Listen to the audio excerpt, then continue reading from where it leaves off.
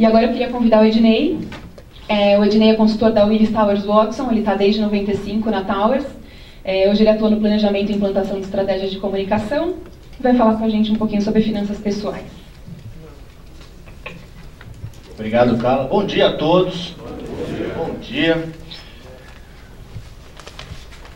Bom, a ideia hoje é a gente falar um pouco, né, de dinheiro, como cuidar bem do seu dinheiro em todas as fases da vida. Não estou aqui como o guru do dinheiro, mas muito mais como um intermediador de um bate-papo entre alguns slides e os senhores, já experientes, muitos aqui, né, para a gente então entrar um pouco nesse conceito, né, do planejamento financeiro e do controle do dinheiro que cada dia mais requer, né, isso é requerido das pessoas. Não dá para deixar, né, a sua organização financeira, o seu planejamento financeiro de uma forma desleixada. Temos que tomar conta, tomar rédea desse negócio.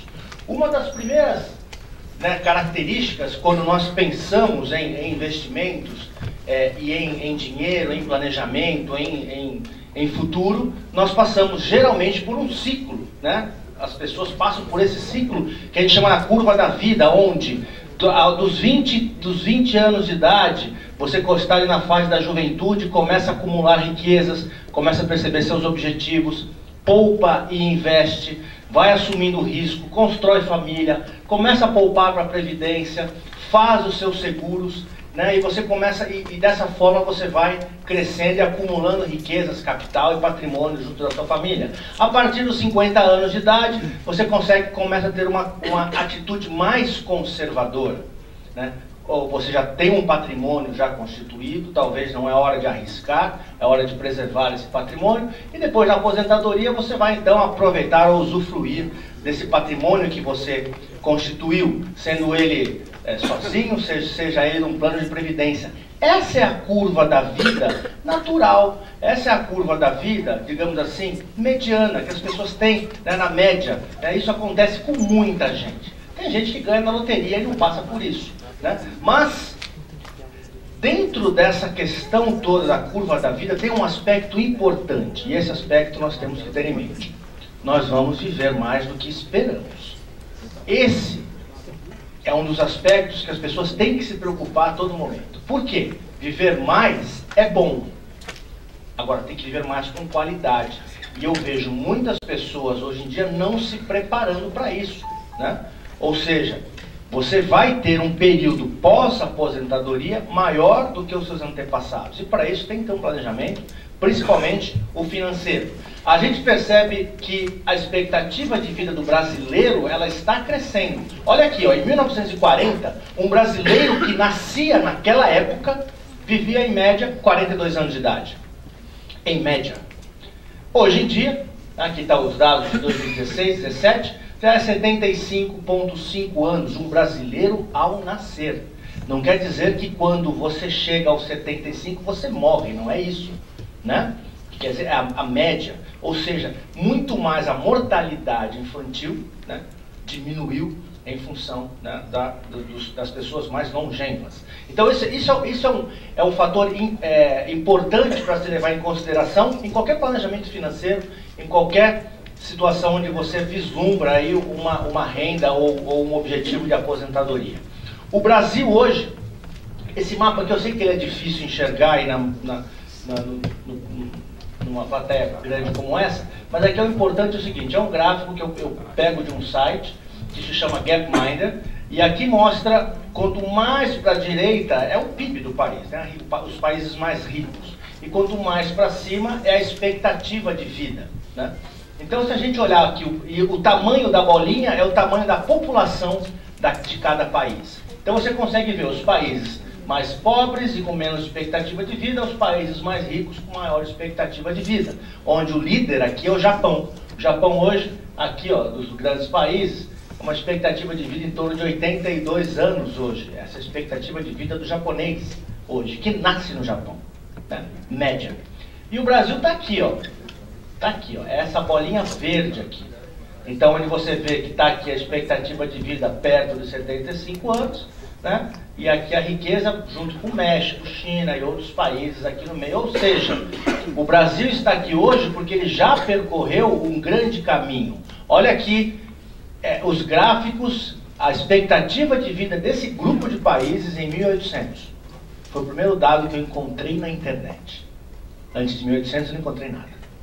E o Brasil aqui, ó, era essa bolinha amarela, ele percorreu este caminho aqui no seu crescimento em riqueza e expectativa de vida.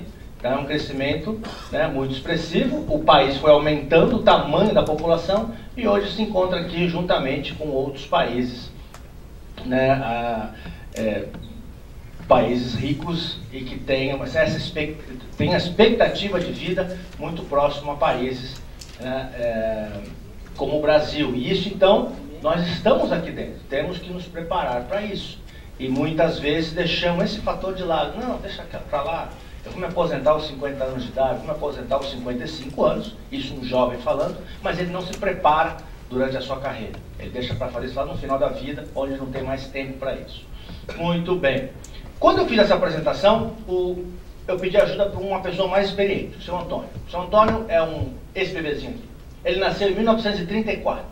Se ele nasceu em 34, a expectativa de vida lá já está morto, não é isso? Pela expectativa de vida. Estaria, né? Porque quem nasce naquela época vivia até os 42 anos de idade. Não, o seu Antônio está vivo, sim, tanto que ele me ajudou a fazer essa apresentação e ele vai, então, pautar algumas das nossas reflexões aqui. O seu Antônio, como qualquer outra criança normal, também cresceu, foi para a escola, teve a sua juventude, gostava de jogar futebol, foi para a universidade, fez a sua faculdade e, nesse meio tempo, conseguiu o seu primeiro emprego. Quer dizer, isso aqui era o happy hour. Ele não trabalhava. E o seu Antônio, que é este daqui, ele no happy hour, sabe como é que é a conversa? Você está ali, tomando uma cervejinha, batendo um papo, você vai falando de quê? Futebol, né? Previdência privada, não vai?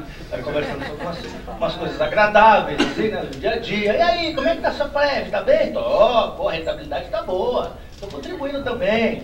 Aí esse daqui era o chefe dele, o Anthony. Aí o Anthony falou, e você está contribuindo, seu Antônio? Antônio, ele falou, não. Por que não? Por que não? Não quero esse negócio de previdência. Não quero. Mas por que não? Ah, por quê? Porque eu acabei de conseguir o meu primeiro emprego. Eu sou jovem, eu tenho lá meus 30 e poucos anos. Eu vou querer saber de previdência. Agora eu quero é comprar uma Belina. Era o sonho dele. Você sabe o que é Belina? Denuncia a idade. Quem não sabe o que é Belina, vai no Google, digita lá. Era um carro que antigamente você não sabia se ele estava indo ou voltando, né? As pessoas confundiam às vezes. E era o sonho dele. Ele tinha acabado de conquistar o seu primeiro emprego, estava ali com o seu salário, constituindo aquele sonho da independência financeira, e queria comprar um carro, queria conhecer uma garota, queria constituir família. E previdência, não, isso é para coisa quando eu já é mais velho. Não é para mim isso daí. O Anthony, o chefe dele, mais esperto e mais, né, já sabendo das coisas, falou assim, deixa eu te dar alguns parâmetros antes que você realmente decida não participar do plano de previdência. Vamos lá. Isso daqui, os dados estão atualizados, mas na época eles conversavam com os dados da época. E ele falava o seguinte, olha só, hoje no Brasil, isso é uma conversa do Anthony, do chefe dele, com ele, tentando convencê-lo a entrar na previdência privada, da empresa que ele tinha acabado de ser contratado. Olha, isso aqui é a pirâmide demográfica do Brasil, aqui em 2010. Tá? Hoje não está muito diferente disso. Nós tínhamos, e assim, ó, como se você passasse uma régua no meio, pro lado esquerdo é homem, pro lado esquerdo mulher, a quantidade. Então nós temos 25% da população hoje até 15 anos de idade, dos 15 anos aos 65, a população ativa, mais ou menos aí 68%, e acima dos 65 anos, que é o que a gente chama de população inativa, né, os aposentados, 7% da população. E a tendência, o seu Antônio, é essa questão aí ficar de uma forma diferente no futuro. Por quê? As pessoas estão vivendo mais, né, tendo menos filho do que tinham antigamente, com algumas exceções, né? E hoje, aqui, ó, lá em 2050, vamos ter 13% de crianças, 63% na fase ativa e 24 aposentados, né? E você está dizendo que você só não quer participar da previdência privada porque você tem o INSS, né, que vai ser suficiente. Então, cuidado, porque olha só, a população de idosos aumentando, você pode trazer um problema aqui, né? Então, se a gente percebe aqui a população entre 15 e 64 anos, né, ao longo dos anos, e acima de 65 anos, percebam que aqui tem uma diferença grande dos ativos para os assistidos, e lá em 2060 nós vamos ter um grupo grande de aposentados, muito provavelmente pelo INSS. E você está dizendo que não quer entrar na Previdência por causa do INSS. Então veja só, hoje, se você não sabe como funciona o INSS, ele é um sistema de arrecadação. Não há um investimento, não há uma poupança individual de cada um no INSS, né? Eu vejo que muitos dessa sala aqui já são aposentados. Tem alguns ainda que estão contribuindo. E você hoje contribui para o INSS, quem já está aposentado não, mas quem contribui para o INSS, paga para o INSS para lá na frente receber algum benefício. Você não tem uma conta individual. Então funciona assim, arrecada de todos os brasileiros que trabalham e paga para os aposentados, né? Uma linguagem bem simplista do negócio. Hoje nós temos, aqui em 2016, basicamente 9 ativos para cada aposentado. Ou seja, a arrecadação de 9 pessoas trabalhando paga um aposentado no Brasil. Tá? E olha como é que vai ficar se essa população continuar crescendo. Em 2060, 2 pessoas trabalhando vão ser responsáveis por pagamento de um aposentado. Será que esse sistema dessa forma vai continuar existindo da forma que é hoje? Mágica não dá para fazer. Tem que arrecadar para pagar. Então, por isso que a gente vê o governo fazendo reformas na Previdência, aquela coisa toda, para tentar manter a sustentabilidade desses programas, né? Se você pegar hoje todos os aposentados no Brasil, pelo INSS, 50%, 51% deles recebem até um salário mínimo. Então, assim, a estatística é o seguinte, pega todos os aposentados do INSS hoje, metade deles ganha até R$1.000. Até. 30% ganha entre 1.000 e 2.000 e só acima de 17% ganha acima de 2 salários. Isso é uma conversa de bar, tá? Que eles estavam tendo ali. O Antônio mostrando esses dados para o Antônio. E o Antônio, tá bom, o que mais? O teto do INSS hoje é 5.530. Mas me aponte alguém que receba isso. Não, por quê? Porque tem fator previdenciário, aposentadoria especial, aposentadoria antecipada, por isso que as pessoas não ganham 5.530, como você lê no jornal e fica confortável em saber, ah não, eu tenho INSS, eu vou ganhar 5.530. Não, não é isso. Entenda melhor essa questão, né? O INSS tem as suas regras e os seus limitadores. E outra coisa, hein? Olha só um pouco do panorama da previdência social dos países no mundo. E esse gráfico aqui mostra o seguinte, olha só, quanto que o país gasta com previdência em percentual do PIB e qual é a porcentagem de aposentados que tem o país. Olha que legal. Qual é o país que mais gasta com previdência? Tá aqui, ó. Grécia, Alemanha, Japão, pega esses 2 países. Mas olha a população, mais de 20% já são aposentados. Olha o Brasil, gasta a mesma coisa que a Alemanha, 7% de aposentados. Então o gasto da Previdência no Brasil ainda é muito alto. Tem muita gente, né? Muitas situações de aposentadoria, onde você vê que na Alemanha, no Japão, a aposentadoria é muito mais tardia, as pessoas têm outras condições, e ainda é um sistema complicado no Brasil, que é o INSS. Ele cumpre muito bem o seu papel, só que ele tem alguns limitadores. Por isso que você acaba tendo, né, que ter alguma coisa complementar ao INSS. E o que mais? Os idosos hoje em dia, quando você fala da população que está assistida, eles não são, né, como diz assim, que pessoas que praticam esportes radicais, tá todo mundo. Não, não é isso não. Mas também eles não são pessoas que ficam abandonadas em asilos. Hoje nós temos 15 milhões de consumidores, né, que somam uma renda de 7 bilhões de reais ao mês, pessoas acima de 65 anos no Brasil, que têm muitas delas aposentadoria do INSS e outras rendas também. Tá? Ou seja, você vai fazer parte disso também. O seu Antônio olhava aquela conversa, falava, tá bom, estou entendendo. Tá? Eu não sabia muito bem dessa questão do INSS.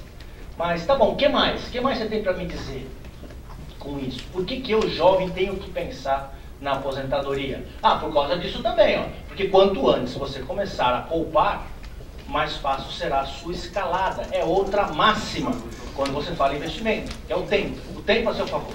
E aqui um exemplo muito simples. Olha, se você começar a contribuir hoje, ou formar uma poupança aos 20 anos de idade, e seu objetivo é alcançar 300 mil reais. Pensa numa aplicação bem conservadora que rende 4% ao ano. Né? Conservadora para moderada ali. Você teria que contribuir com 438 reais por mês. Se você dá uma bobeadinha e começa a contribuir aos 30 anos, você já teria que colocar o dobro para chegar no mesmo capital. Agora, ficou lá moscando, ó, não, com 40 anos de idade, acho que chegou a hora de eu começar a contribuir, que eu vou me aposentar aos 50, por exemplo. Teria que contribuir com 2.045 ao mês, para chegar nos mesmos 300 mil reais. O seu Antônio olhou e falou, tudo bem, mas qual a vantagem de começar antes ou depois? Os três ficaram com o mesmo dinheiro. A vantagem é os juros compostos. Nesse primeiro caso, o participante só desembolsou durante toda a trajetória 157 mil. 142 mil foram os juros que tiveram que teve nesse período. Aqui 198 contra 100 e esse aqui 245 e só 54 foi de juros. Ou seja, fica muito mais suave a sua escalada. Então, seu Antônio, começar desde cedo sim, a planejar a aposentadoria, a cuidar do seu dinheiro, a pensar nisso. Deixa a belina para depois, né? Ou logo na sequência. E que mais? Tá bom, que mais? Olha, você sabe hoje em dia, se nós pegarmos um especialista e perguntarmos para um especialista em previdência ou em economia, em finanças, olha só, para um indivíduo ter uma renda, um patrimônio que lhe dê uma renda vitalícia, onde ele retire ali percentuais de um saldo de conta, e esse percentual basicamente vai ser a rentabilidade que o patrimônio vai ter. E para ele manter ali uma faixa de 70% a 80% do salário dele. Com quanto ele teria que contribuir mensalmente do salário para formar esse patrimônio? Aqui, 18%.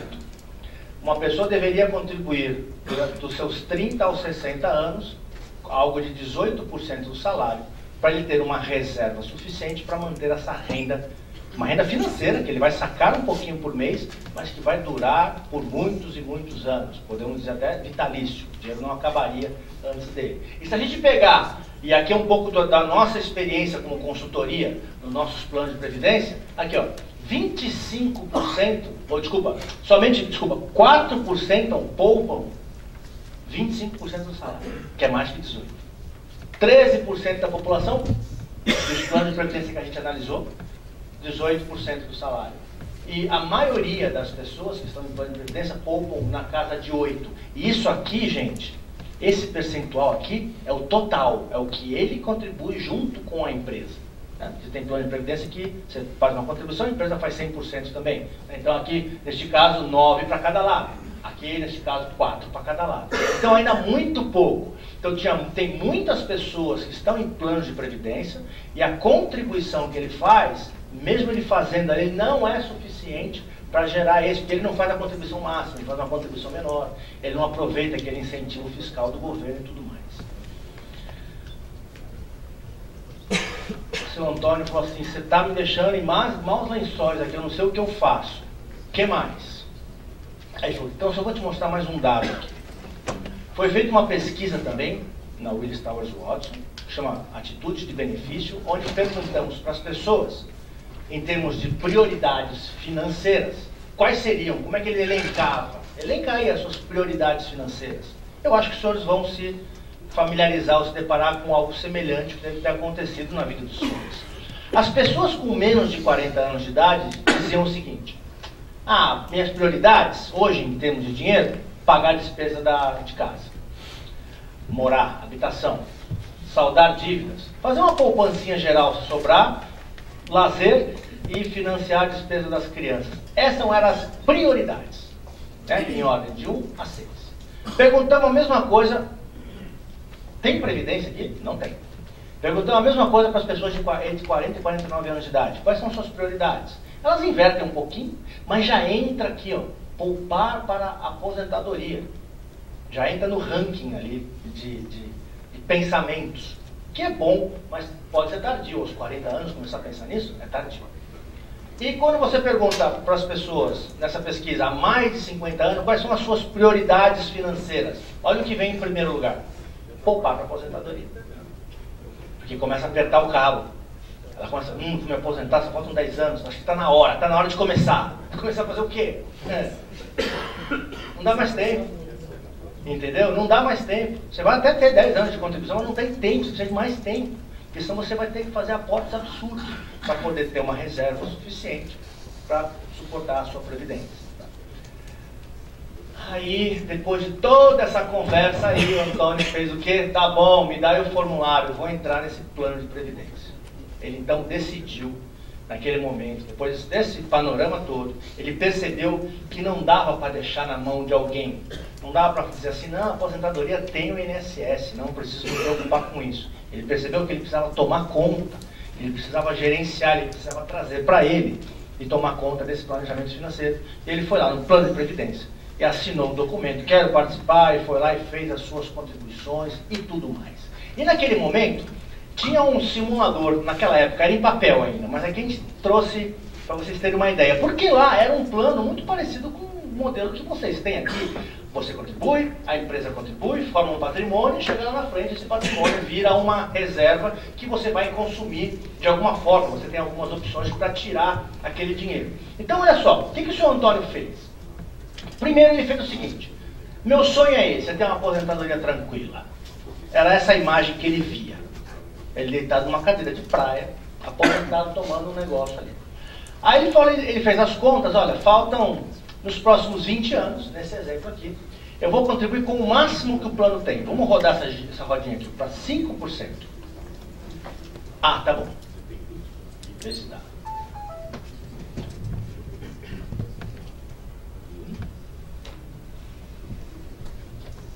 Ah, entendi.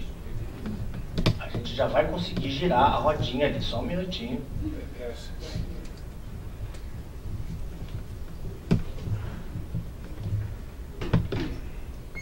E indo com o mouse lá, você não consegue? Não, aí não vai. Vê se você não consegue caminhar com o mouse para a tela lá. Deixa eu ver uma coisa aqui. Se você quiser assim. Ele disse que não dá. Foi lá. Bora. Gira olhando lá. Boa. Aí ele fez assim, ó. Olha lá, o que mais? Mais um pouquinho.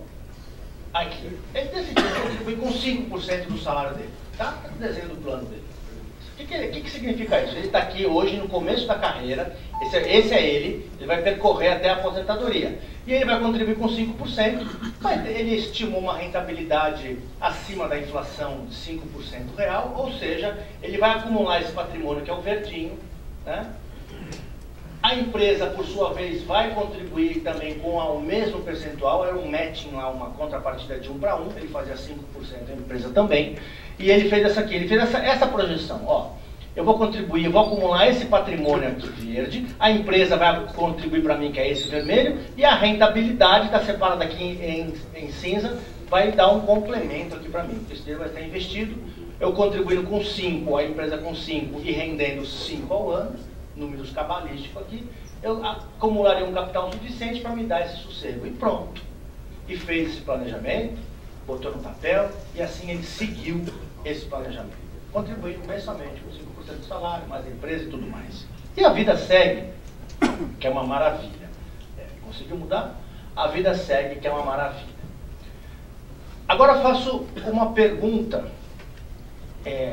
Aqui eu vejo que já tem muitas pessoas aposentadas, né? Mas quanto você acha que uma pessoa hoje consegue poupar do seu salário mensal? Vai aparecer aqui um resultado, daqui a pouquinho eu clico, opa, apertei um botão sem querer aqui. Oi? Isso.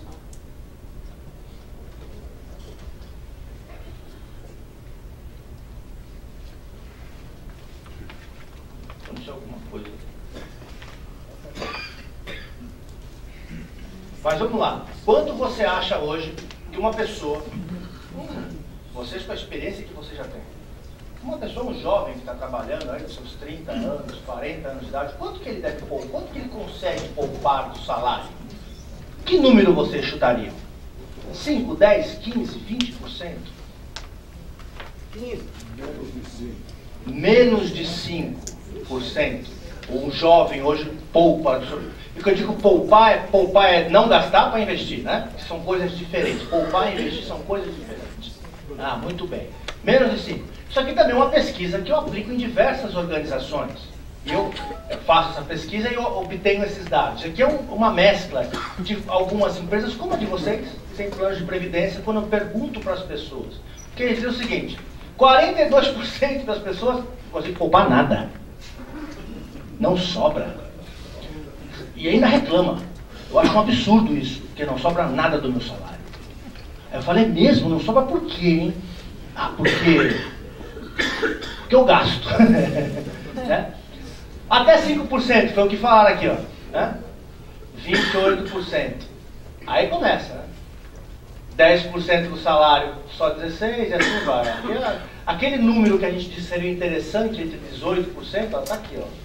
Menos, sei lá, 10% das pessoas fazem ou poupam como deveria ser. Esse gráfico aqui, em outros países, é bem diferente. Né? E qual é o segredo disso aqui? É poupar antes de gastar, né? Eu investir antes de gastar. Esse é o segredo, né, para todas as questões.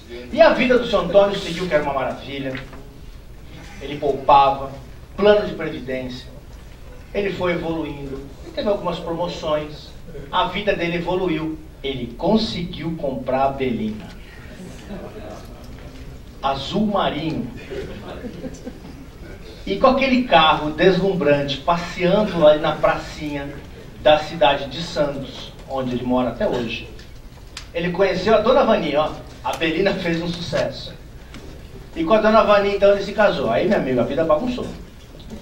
Casou, sabe como é que é? Casa, Mas aí, depois que casou, e a vida ficou também já, né, daquela bagunçada no começo, mas depois ela entra nos eixos, aí até que então resolveram ter filhos. Aí veio o primeiro filho aqui, ó. Uma menininha linda, o seu Antônio já com uma cara mais preocupada, né? E depois de 10 anos, outro filho. Né?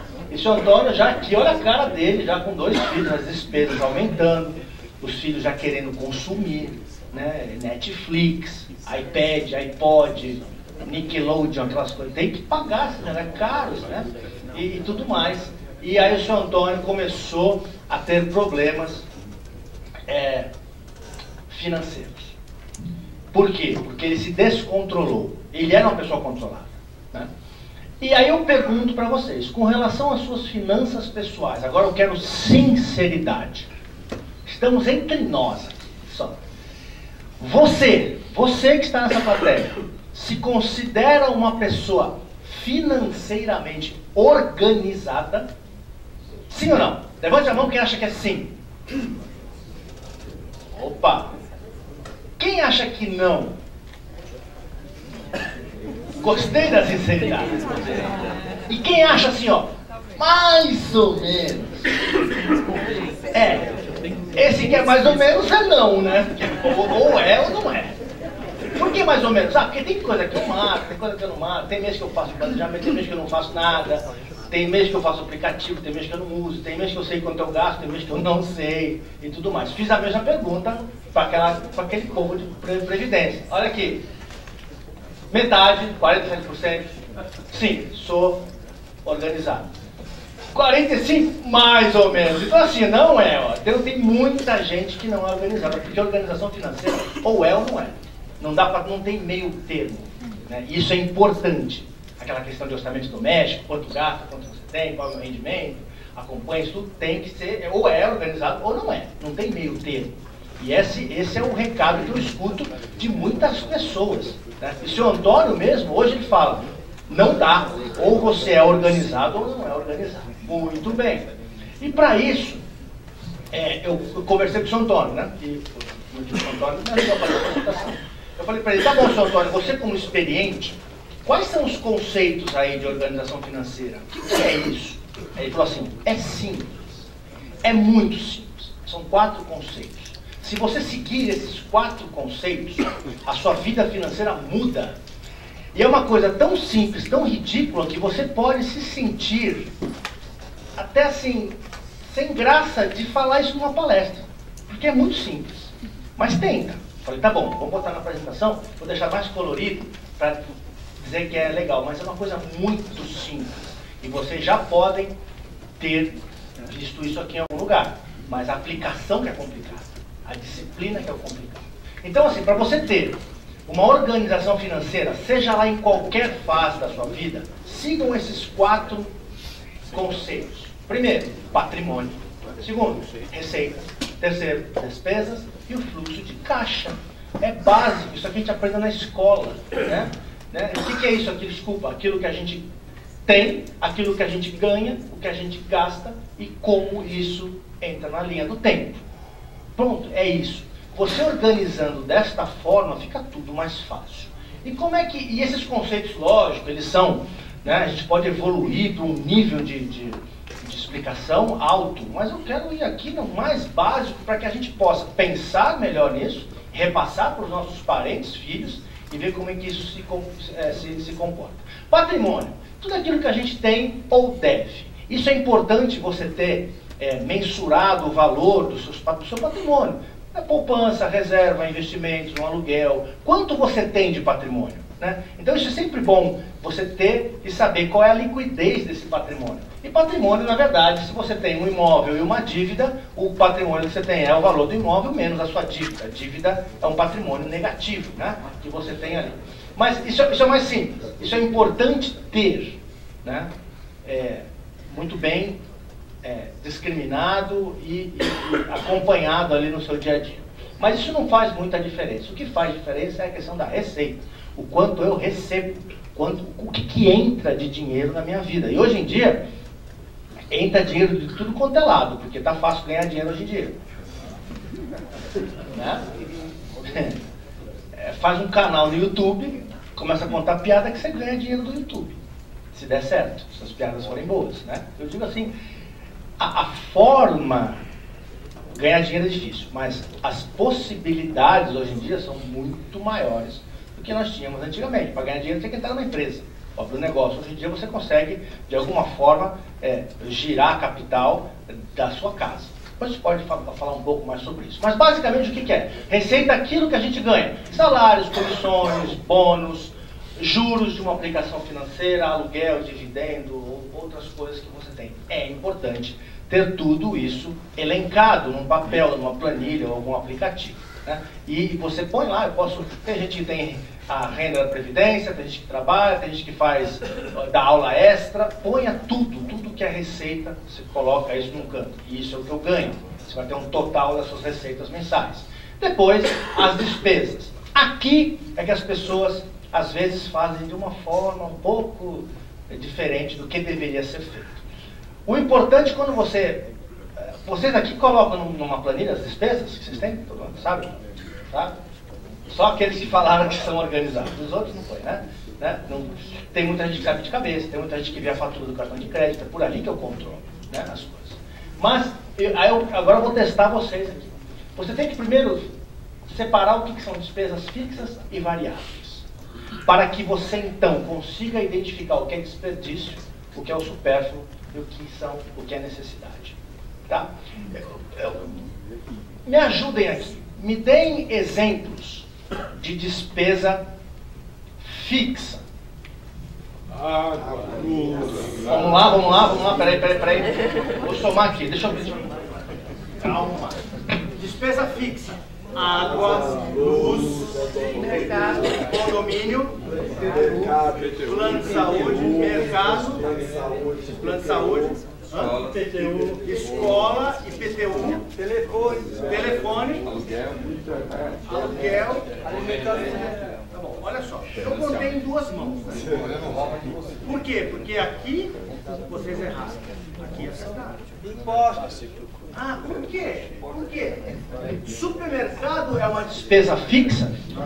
Não é fixa, ela é variável. Ela é recorrente. Mas, uma pessoa que está em dificuldade financeira, por exemplo, que tem que organizar a sua conta, o supermercado, ela pode trabalhar. Né? Conta de luz é uma despesa fixa? Não, ela é variável.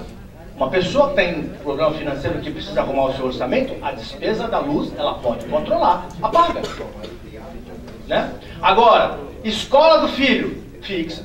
Tem como ligar lá, olha, esse mês meu filho não vai, não vou pagar? Não tem. Aluguel, fixo. Ó, eu vou sair de férias um mês, tá? Não quero pagar, porque eu vou estar viajando. Não tem como. Então, isso é importante, né? Você colocar as despesas que são fixas e que são variáveis. Por quê? Fixa é fixa. O nome já diz tudo. Acabou. Agora, variável, se você necessita arrumar o seu orçamento, é nessas que você vai atacar. E dentro dessas despesas variáveis, você vai identificar então o que é um desperdício e eliminar. Alguém tem exemplo de desperdício? O mês que vem, janeiro, é o mês do desperdício. Por quê? Não. Não. Academia de ginástica. Mês de janeiro, 2018, esse ano sim, vou malhar, vou entrar na academia, vai lá, paga, faz o plano anual. Aí janeiro, não, mas janeiro é praia, hoje eu não vou. Fevereiro não deu pra ter carnaval. Março, caramba, tem que fazer imposto de renda. E abril, tá esfriando já. Junho, julho, cara, é um frio do inferno, não consigo ir na academia. E agosto, caramba, tá quase no final do ano. Setembro é meu aniversário. Outubro, deixa pro ano que vem, 2019 eu volto. E pagou o ano todo de academia. Isso é desperdício. Olha lá e corta, né? O que mais que é desperdício? TV por assinatura. Dos canais que você não assiste. 90% assiste convencional. É verdade. Tem muita gente. Olha, em casa eu tenho um canal por assinatura, né? E minha esposa, ela só assiste novela da Globo. Só. Mais nada. E ela fala pra mim assim, ó, e eu fazendo isso, você não precisa colocar antena digital. Porque já tá vindo aqui pela... Enfim, é um dos desperdícios. Sim, por favor, pode falar. E a despesa que a gente paga a corrupção para esse governo? Como é que faz? Não, explica pra mim. Isso é pior. Sim. Corrupção, temos que acabar. É verdade.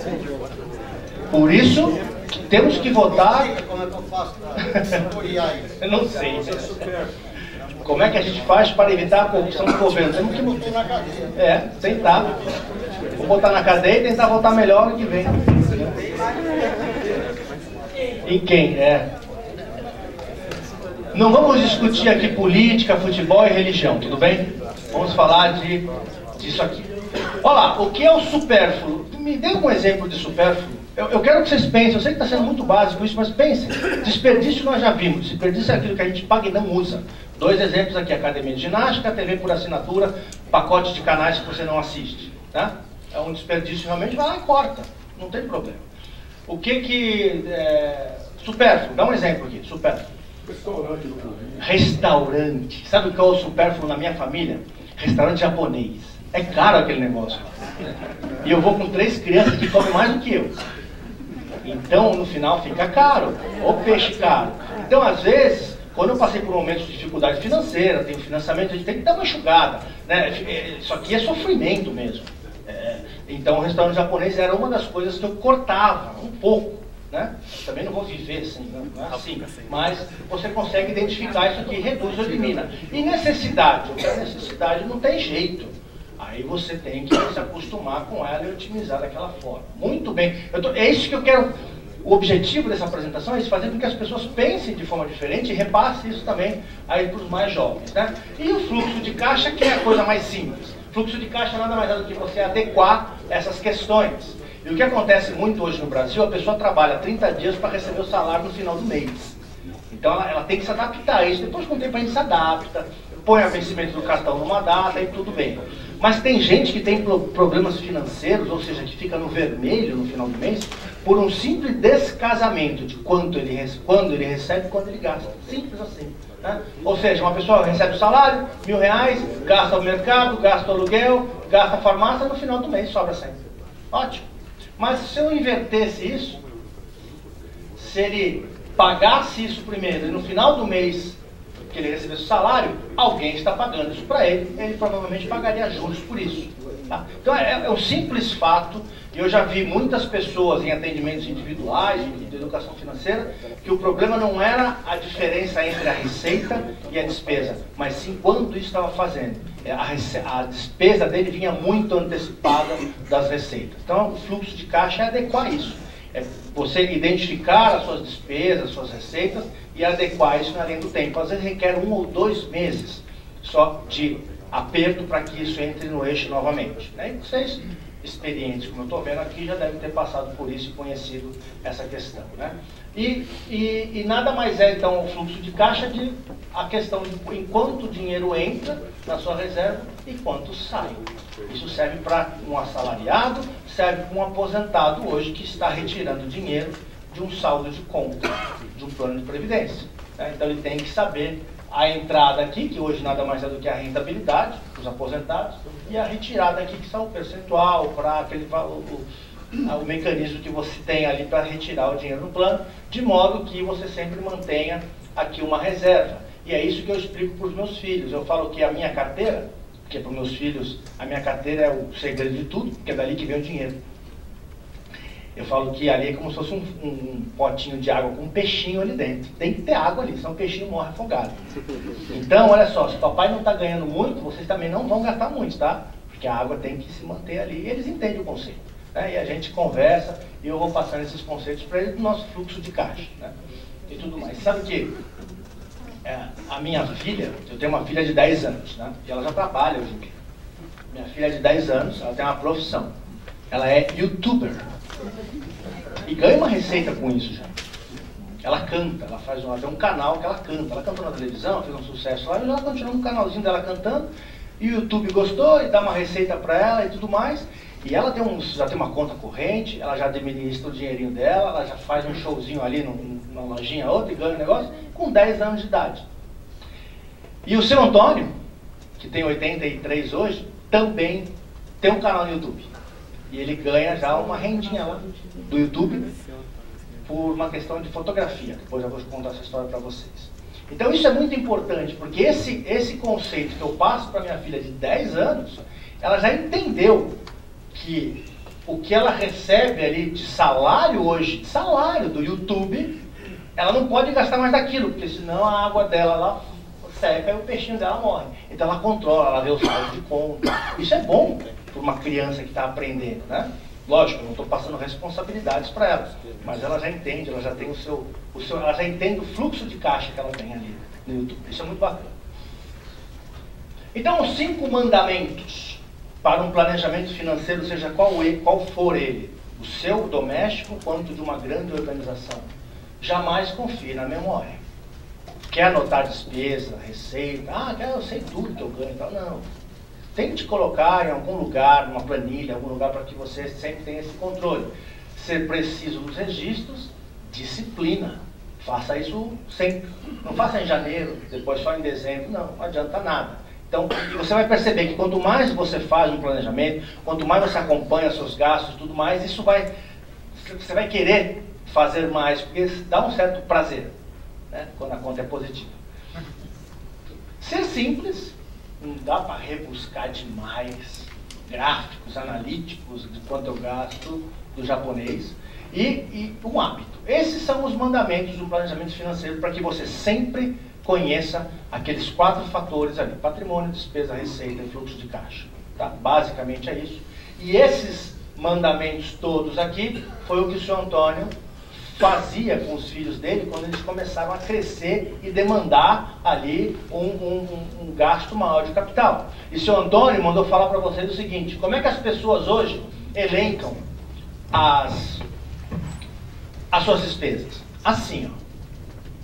Se eu pedir para cada um dos senhores, falar assim, vamos lá, põe no papel as suas despesas. O que vocês vão fazer? Colocar as maiores, tá? O meu aluguel eu pago 600. 150 de transporte. Luz, água, telefone, mais 200. E supermercado, 400. Então, com isso, meu salário é R$ 1.500 e as despesas 1.350. Tá sobrando, eu sou um poupador. E você fez seu orçamento doméstico. Mas na vida real, o que acontece com essa pessoa? Isso aqui, ó.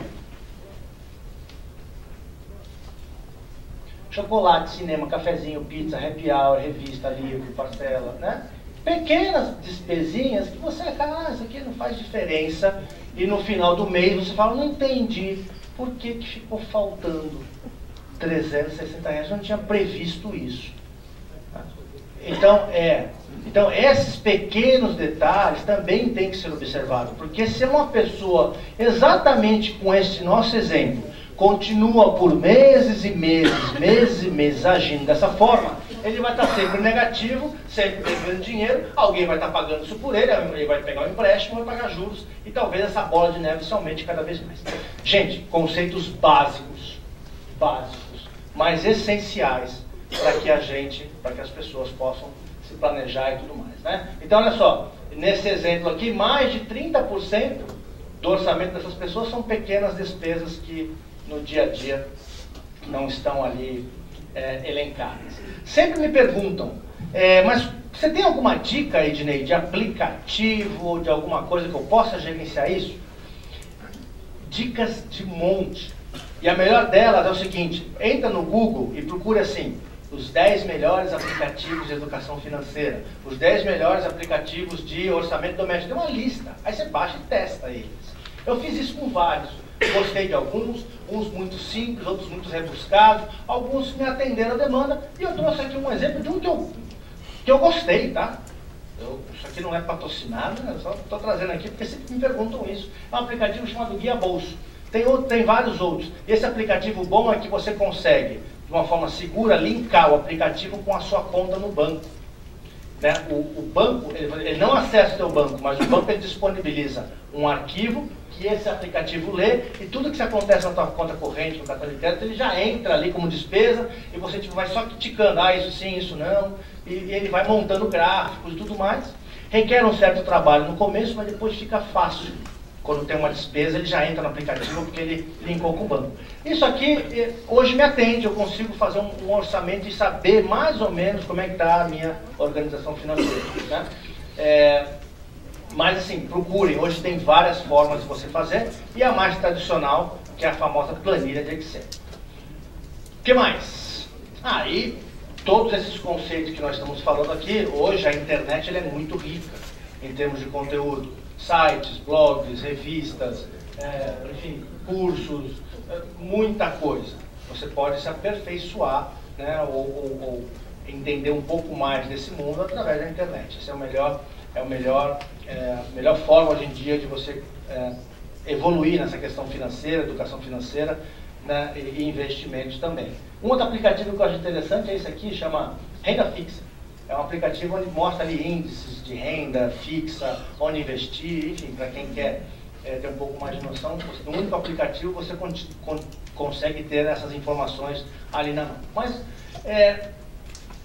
o senhor Antônio, então, fazendo todo esse planejamento, que nós acabamos de falar aqui, os filhos cresceram, foram entrando na adolescência, já queriam consumir de forma diferente. Aqui a filha já maior, o filho também. A filha já queria comprar roupas da moda.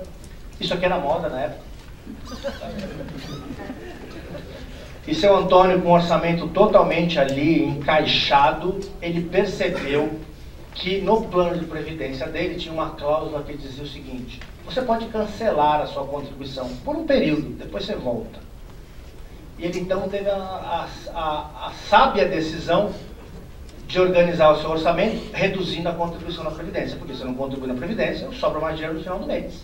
Aí ele, vou fazer isso, pegou o formulário e foi entregar para quem? Para o Anthony, o chefe dele, aquele mesmo que incentivou ele a entrar. Ele falou: Anthony, eu quero parar de contribuir. Vamos lá, próximo aluno, vamos ver o que acontece. Né? Por quê? Opa, desculpa. Por que eu quero parar de contribuir? Porque eu estou com muitos gastos e tudo mais, meus filhos querem comprar coisas da moda, eu não tenho como tirar dinheiro do meu orçamento, eu quero parar de contribuir um pouco à Previdência, e depois eu volto depois de um tempo. Né? Aí o Anthony falou o seguinte: olha, cuidado, você está numa fase aí que é entre os 35 e 55 anos, é a hora de poupar, de consolidar seus investimentos. Se você parar de contribuir na Previdência, esse dinheiro vai para o teu gasto mensal, você vai acostumar com esse negócio. Ele vai te dar um certo prazer. Daqui a alguns meses, imagina você tendo que retirar esse dinheiro de novo do seu gasto, dos seus prazeres, para a Previdência. Vai ser mais doloroso.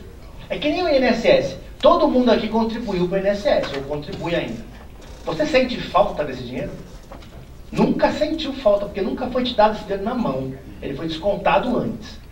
Agora imagina se o INSS fosse assim, ó, dá na mão o dinheiro, você pega o dinheiro e vai no banco depositar. E no meio tem um monte de lojinha, umas coisas para comprar. Essa questão, né? Então, cuidado, Sr. Antônio. Aí o Antônio fez o seguinte, ó, lembra aquela projeção que você tinha feito lá no começo do plano? Você estava no começo, você já percorreu todo este caminho. Você já está aqui, ó, na metade do caminho. Então você já está com esse saldo acumulado. Se você continuar com 5%, você vai chegar no seu objetivo. Agora, se você parar de contribuir hoje, vamos pegar isso aqui, ó, e botar no 5. Joga o mouse para lá, para a direita, que ele vai entrar lá naquela lâmina. Entrou, isso. Vou parar de contribuir. O que acontece? Se você parar de contribuir, zero, deixa aí, parou de contribuir. O saldo que você tem até hoje aqui, ele não tem mais contribuições, tá vendo? Está reto. Só a rentabilidade, que vai continuar crescendo. O teu sonho de aposentadoria, que era este, agora vai ser esse aqui. Cuidado. Talvez não seja suficiente. Porque ainda falta muito tempo. Olha a sua cara aqui como vai ficar de assustado. Mudou. Aí aquele bate-papo, convencimento, aí o Sr. Antônio, ai meu Deus do céu, mas aí como é que eu vou contar para um moleque em casa que eu não vou comprar bicicleta e nem vou comprar aquela roupa verde que ela queria, né, uma outra que saiu agora. Aí o Antônio, pensa bem, pensa no futuro. Aí o Sr. Antônio falou, verdade, não vou parar de contribuir, deixa 5% aí. Olha a cara dele, pum, ficou feliz. Tá vendo? Deixa 5%. Voltou para casa, conversou com os filhos, é o seguinte, moleque, sabe essa bicicleta que você queria aí? Não vai dar. Você também. Sabe aquela roupa nova lá? Fica com essa verde aí. Ele me disse que foi uma choradeira, os moleques rolavam, o pequenininho quebrou a casa inteira, que era nervoso. A menina ficava chorando no cantinho dela. Meu namorado. Vai com a verde mesmo, teu namorado. Né? Mas ele foi persistente. Porque o Sr. Antônio, ele tinha consciência que ele tinha que cuidar desse futuro, porque ninguém ia cuidar para ele. Então ele foi persistente. E é isso que eu enfatizo para quem ainda está contribuindo, para quem ainda está formando a poupança. Seja persistente, faça o seguinte, eu gosto de fazer assim, dê um escanteio na contribuição. Sabe o que é isso? Ó? Contribui e deixa para lá. Vou no máximo e deixa para lá, não vou mexer nesse negócio. Essa é a dica, é a melhor dela, porque desconta antes de gastar. Aí o Sr. Antônio, então, depois desse momento, vai lá, não, clica aqui no amarelinho e joga para a próxima. Será que eu consigo daqui? Não? Mais um pouquinho, senão ele não sai daí. Aí. E a vida do Sr. Antônio, então, foi uma maravilha. Foi indo, até que então o Sr. Antônio chega lá na terceira fase de vida. Fase dos anos dourados, a conquista. Vou gastar meu dinheiro, porque agora vou me aposentar. Trabalhar a vida inteira, constituir um patrimônio e vou me aposentar. E o Sr. Antônio, então, é o mesmo, tá? É o Sr. Antônio e a dona Vaninha. Eu falei, como é que o senhor quer que eu mostre o senhor na palestra da Telefônica? Ele falou, bota uma foto das nossas viagens, que eu viajo muito hoje como aposentado. Eu falei, que bacana. De onde? Lá da Foz do Iguaçu. Essa eu gosto. Aí ele mandou essa foto aqui. Então esse aqui é o Sr. Antônio, logo que ele se aposentou, com seus 60 e poucos anos de idade, logo no começo da aposentadoria. Aí o Sr. Antônio falou o seguinte, fala pro pessoal da Telefônica lá, né, que fala quanto eu ganho. Eu falei, mas Sr. Antônio, que indiscrição? Ele, não, põe em percentual. Ah, tá bom. O Sr. Antônio diz o seguinte, a renda dele hoje, ela é 20% vem do INSS. E 74% do que ele recebe vem de 30 e poucos anos de contribuição no plano de previdência. Que uma parte era vitalícia, uma parte era renda, enfim, ele contribui por um bom tempo aqui. Não quer dizer que o plano de previdência dele dá 74% do último salário, não. O INSS que é pequeno, porque ele se aposentou na antecipada, tinha umas coisinhas lá. O INSS dele hoje representaria 26% da renda dele. Ele talvez não conseguisse viajar para esses lugares, então foi um esforço, né, que ele fez e conseguiu aqui fazer isso. E ele pediu para avisar também, que é aquele para os mais jovens, principalmente, que a independência financeira você consegue quando você sai de casa e arruma o seu trabalho e vai para o mundo, e depois, quando você se aposenta, você tem que reconquistar novamente a independência financeira. Porque olha o que acontece se você olhar a estatística aqui hoje do INSS. Os aposentados pelo INSS, somente 1% deles, esse número varia, às vezes chega a 1,5% aí nas estatísticas, consegue se manter com o benefício do INSS. Sabe o que é isso? Você pega assim, todos os aposentados pelo INSS no Brasil e pergunta para eles, quem aqui consegue se manter sozinho com essa renda? Só 1% levanta a mão. Os outros 25% são obrigados a continuar trabalhando, porque o INSS não dá uma renda suficiente para o subsídio dele. 28% depende de caridade e 46% dependem de parentes. Muito comum hoje. Um aposentado somente pelo INSS, onde o filho paga o plano de saúde, outro filho paga o aluguel. É muito comum. Por quê? Só o INSS não é suficiente. A gente olhar a renda do INSS. Então essa estatística é muito importante. Então por isso que o senhor Antônio falou, eu contribuindo a vida inteira num plano de previdência persistente, consigo hoje não fazer parte dessa estatística, né? Aí eu falei, tá bom, senhor Antônio, muito obrigado, o senhor deu muita informação para mim, muito boa, obrigado, né? Vou fazer a apresentação. Ele falou, não, coloca mais foto minha aí, para o pessoal ver. Tá bom. Aí eu falei, manda, ele mandou por e-mail, né? Aí o engraçado é que as fotos vieram com títulos, né?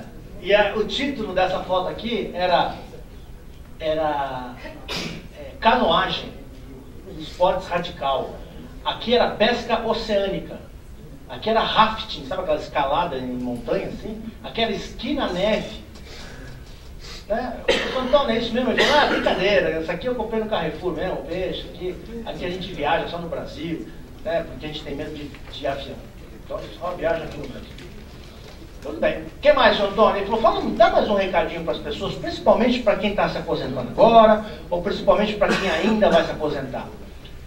A aposentadoria não é somente a questão financeira, a preparação.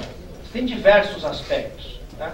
Você tem o aspecto saúde, o cultural, o lazer, o financeiro, a parte social do negócio, né? E atividades. É importante você, aposentado, ter alguma atividade. Hoje em dia tem diversas. Vai ser youtuber, pode ser, né? E o seu Antônio, o hobby dele, olha que engraçado isso, era fotografia.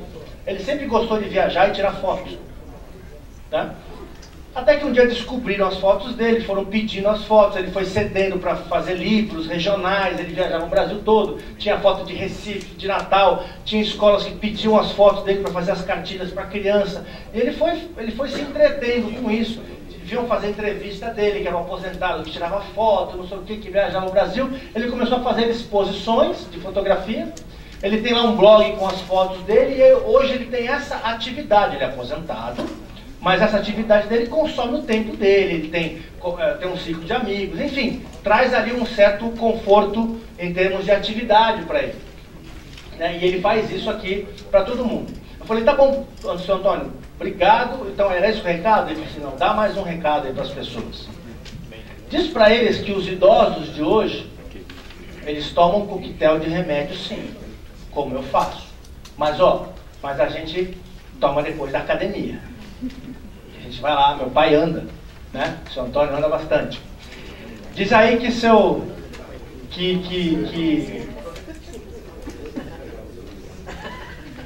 diz aí que o aposentado toma sopa de legumes, aquela quentinha à noite, sabe?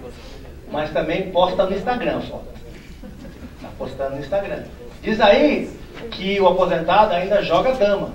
Joga dama sim, mas também joga Candy Crush.